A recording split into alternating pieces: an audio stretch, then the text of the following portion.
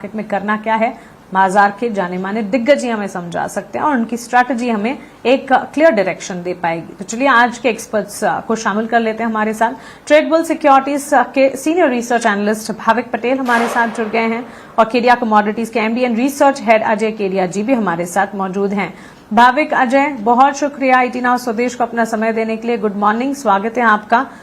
Bhavik, good morning to you as well. आप बताइए कैसे देख रहे हैं इस वक्त ये जो सिचुएशन है, ये जो खबरें आ रही हैं एक के बाद एक खबरें, और सीधे तौर पर इक्विटी पर तो असर है ही, लेकिन कमोडिटीज पर, इन पर्टिकुलर एनर्जी पैक पर बड़ा असर आता हुआ देखने को मिला है। यस, देखिए ओवरऑल अगर हम सारा एसेट क्लास को देखें, बेरिंग एनर्जी पैक, तो सारे में चौतरफा बिकवाली दिखने मिल रही है और आई थिंक ये कंटिन्यू रहेगी क्योंकि ये जो अनसर्टनिटी है वो भी मुझे लग रहा है कंटिन्यू रहेगी क्योंकि एंड गोल जो है वो अभी भी दिख नहीं रहा है। अगर आप पूरे ट्रम्प एडमिनिस्ट्रेशन में किसी से भी पूछे कि क्या वजह थी वॉर करने के लिए, तो 2% कोई एक जवाब नहीं देगा। और इनफैक्ट ट्रम्प ने भी बताया कि हम नजदीक है एंड गोल के लिए, बट कब है वो पता नहीं है।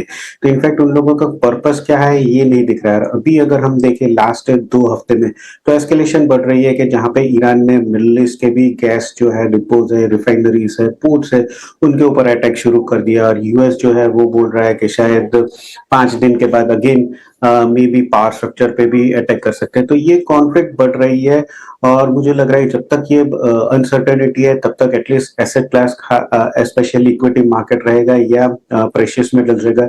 इन दोनों एसेट क्लास में हम करेक्शन ही देखने को मिल सकता है। अभी के लिए फिलहाल सेफ्टी 2 ही चीज में है, एक तो कैश जो US डॉलर और दूसरा हम देखें तो बॉन्ड यील्ड्स। इनफैक्ट सारे वर्ल्ड की जो बॉन्ड यील्ड्स है बढ़ रही है, इंडिया की भी बढ़ रही है, US की भी बढ़ रही है। तो अभी के लिए फिलहाल लग रहा है कि यही सेफ्टी रहेगी और जब तक ये वॉर डी एस्केलेशन नहीं होती तब तक लग रहा है कि करेक्शन जो है वो कंटिन्यू रहेगा सारे एसेट क्लास में।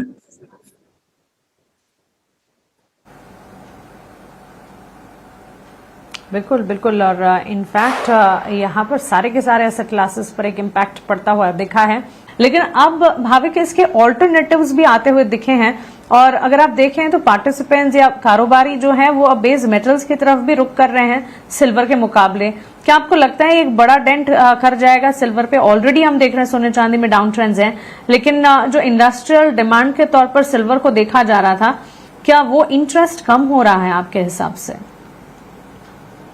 देखिए मतलब शॉर्ट टर्म में शायद इंटरेस्ट कम हो रहा है क्योंकि जिस हिसाब से भी वॉर चल रही है इस हिसाब से हम अगर देख रहे हैं तो ये जो फ्रेट चार्ज है, शिपिंग चार्ज है, वो सारे बढ़ रहे हैं और कहीं ना कहीं इकोनॉमी के लिए भी अगर देखें तो पीछे धक्का मिल रहा है because of increase in crude oil prices. तो उसकी वजह से बेस मेटल्स की जो डिमांड है, जो इम्पोर्ट एक्सपोर्ट है, उसके ऊपर असर पड़ रही है, जिसकी वजह से हमें दिख रहा है कि ओवरऑल यहाँ पे ट्रेंड बेस मेटल्स की जो डिमांड है वो कम हो रही है। बट अगेन सिल्वर अगर देखें तो उसके कंपेरेटिवली कॉपर काफी चीज जैसे सोलर में है वो शायद यूज कर सकते, बट वो ट्रांजिशन पीरियड के लिए भी एटलीस्ट 8 से 12 महीने लगते हैं जो भी कोई फैक्ट्री उसको चेंज करने में। तो उसकी वजह से मुझे लग रहा है कहीं ना कहीं शॉर्ट टर्म में शायद सिल्वर की जो डिमांड है उसके ऊपर असर रहेगी ये वॉर के। बट एक बार अगर वॉर खत्म हो जाता है, इकोनॉमी जो है वो ऑन ट्रैक हो जाता है, तो अगेन सिल्वर की जो डेफिसिट जो हम दिख रहे हैं वो मार्केट को फोकस वापस से आएगी और उसके बाद सिल्वर में हमें अगेन रैली देखने को मिलेगी। देखिए लास्ट ईयर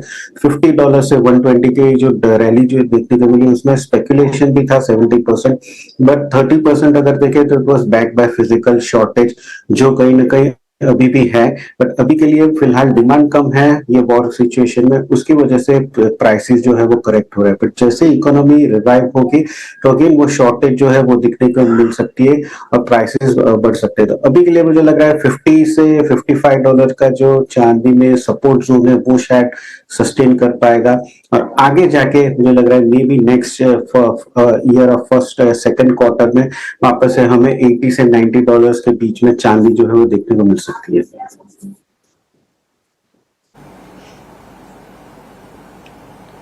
ऑलराइट, तो चलिए गोल्ड सिल्वर पर ये टेक फिलहाल और इन पर्टिकुलर सिल्वर में जो इंटरेस्ट हम देख रहे हैं कम हो रहा है। हो सकता है अजय जी इंडस्ट्रियल एक तो स्लो डाउन है वो भी एक असर है और साथ साथ वॉलेटिलिटी भी मार्केट की है जो कि सिल्वर को परेशान कर जा रही है। ज्यादा गिरावट एक बेस मेटल्स पर आपसे राय जानना चाहूंगी क्योंकि करंट लेवल्स पर तमाम बेस मेटल में इस वक्त नरमी का रुख ही नजर आ रहा है। एक तरह से कह सकते हैं कि जियोपॉलिटिकल रिस्क और महंगाई से जुड़ी चिंताएं जो चल रही हैं, उसके चलते ये नरमी का रुख देखने को मिला है।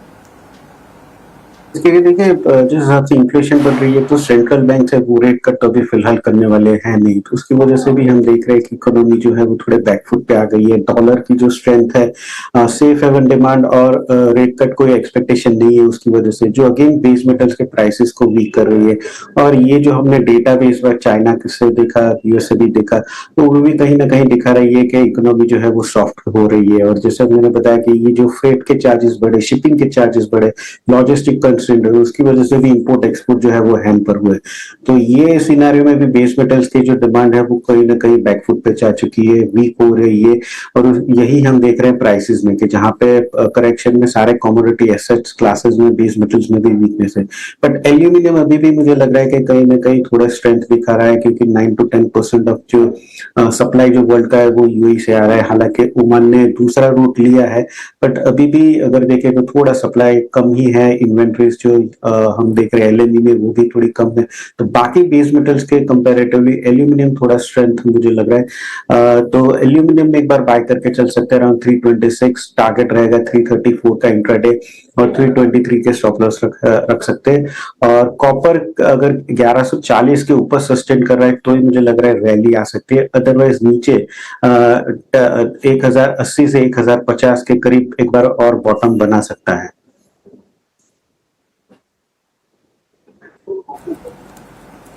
ऑलराइट, तो चलिए ये राय बेस मेटल की चाल पर हमें मिलती हुई एक नजर। चलिए इसी के साथ अब कमोडिटी और मुनाफे की मंडी को हमें यही समेटना होगा। भाविक जी, अजय जी, बहुत शुक्रिया आपका हमारे साथ जुड़ने के लिए और बाजार पर कमोडिटी मार्केट पर अपने टिप्स हमारे साथ शेयर करने के लिए थैंक यू सो मच। मुनाफे की मंडी में फिलहाल इतना ही, लेकिन ET नाउ स्वदेश पर खबरों का सिलसिला लगातार जारी है। आप बने रहे हमारे साथ। नमस्कार।